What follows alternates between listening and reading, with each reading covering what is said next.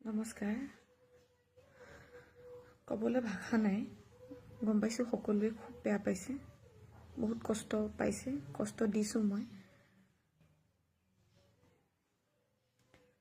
ভাবা নাছিলোঁ এনেকুৱা কিবা হ'ব, এনেকুৱা কিবা মুখেৰে ক'ম। এদিনৰ আগৰ পৰা বহুত বেয়াকৈ মিম জ্বলাই আছিলে মোৰ মেকআপক লৈ। বহু মানুহে বহু কথা ক'লে মোক।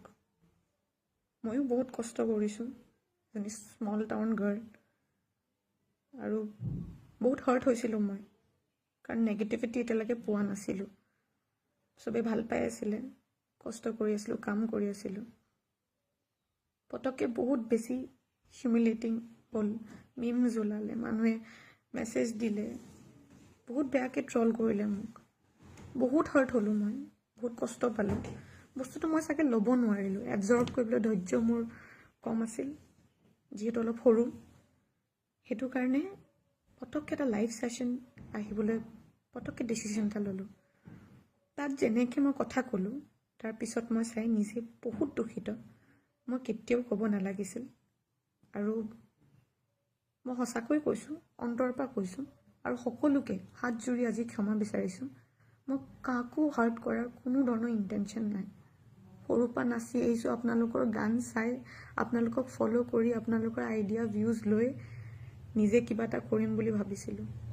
আৰু অসমীয়া গান, অসমীয়া মানুহ আৰু অসমীয়া ইণ্ডাষ্ট্ৰীত কাম কৰা সকলোকে শ্ৰদ্ধা কৰোঁ কাৰণে একেধৰণে কৰিবলৈ চেষ্টা কৰিছিলোঁ।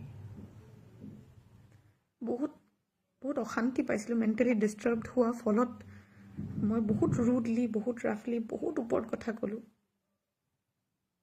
যোনখিনি মই কেতিয়াও আগতে কৰা নাই। আপোনালোকে জানে, যোনে মোক জানে, এনেকুৱা নহয় মই। ল'ৰা ছোৱালী আছে, শিকাইছোঁ সিহঁতক। ইমানখিনি এনেকুৱা নাছিল, বাট মই বহুত লাজ পাইছোঁ, নিজৰ ওপৰতে গিল্টি ফিল হৈছে, বহুত লাজ লাগিছে। কিছুমান ষ্টেটমেণ্ট মই ক'লোঁ যোনখিনি সঁচাই মাফ কৰিবলগীয়া নহ'বও পাৰে, তথাপিও সৰু ভাবি আপোনালোকৰ নতুনকৈ অহা বুলি মোক মাফ কৰি দিয়ে যেন, তাৰে কামনা কৰিছোঁ। মোৰ ভাল কামবোৰ অকণমানো যদি ভাল পাইছিলে, তেন্তে মোৰ শব্দবোৰৰ যি ধৰণে ক'লোঁ, সেইখিনি যেন আপোনালোকে বাদ দি আকৌ মোক যেন আঁকোৱালি লয়, সেইটোৱে অনুৰোধ জনাইছোঁ। আৰু বয়সক লৈ যি কথা ক'লোঁ, সেইটো মোৰ নিজৰ পাৰ্চনেল ভিউ। মই পিছৰখিনি চাগে ভিডিঅ'টো তাতে নাই, ক্লিপটো নাই। মই এইটোৱে চিন্তা কৰি কৈছিলোঁ যে সদায় বেকআপ প্লেন এটা থাকিব লাগে। পঢ়া শুনাৰ লগতে একেলগে দুটা বস্তু যদি মেইনটেইন কৰিব পাৰে, তেন্তে খুবেই ভাল কথা। কিন্তু কিছুমানে সম্ভৱ নোহোৱা হৈ যায়, কিছুমানে কৰিব নোৱাৰে, তেতিয়া প্ৰব্লেম হ'ব পাৰে, নিজৰ অসুবিধা হ'ব পাৰে। সেইটো কাৰণেই ক'লোঁ। বাকী ময়ো জানো, ময়ো সৰুৰ পৰাই কাম কৰি আহিছোঁ। মই সেইটো কাৰণে পঢ়া শুনাৰ কথা কৈছিলোঁ, যাতে পাছতকৈ একো প্ৰব্লেম নহয়, বা আপোনালোকে যি পাবলৈ বিচাৰিছে সেয়া যদি নাপায়, পাছতকৈ আপোনাৰ সেই আপুনি আৰ্জন কৰি থোৱা ডিগ্ৰী বা পঢ়া শুনাখিনি আপোনাক পাছতকৈ সহায় কৰে। সেইটো মোৰ পাৰ্চনেল ভিউ আছে। মই কাকো টাৰ্গেট কৰি, কাকো হিউমিলেট কৰি, য়াং মডেলছ যোনে অবভিয়াছলি বহুত নাম কৰি আছে, এতিয়া কাম কৰি আছে, সিহঁতক লৈ একো এনেকুৱা ধৰণৰ কথা নহয়। কিন্তু নিজ চকুৰ আগত মই অলপ দেখিছোঁ ছোৱালী কষ্ট পোৱা, সেইটো কাৰণে সেইটো চেন্সত ক'লোঁ। আৰু কোৰিঅ'গ্ৰাফাৰ্ছ মই কিমান বেছি ভাল পাওঁ, সেয়া চাগে কিমান বেছি ফ'ল' কৰোঁ, সেয়া চাগে মুখেৰে ক'ব নোৱাৰোঁ। বেয়া পাইছে বহুতে, চবেই বেয়া কমেণ্ট লিখিছে। যোনে চবেই বহুত বেছি ভাল পাইছিলে, বেয়া পাইছে এতিয়া। আপোনালোকেতো বেয়া পাইছে, ঠিকে আছে, কিন্তু মোৰ কেনেকুৱা লাগিছে এয়া মই গম পাওঁ।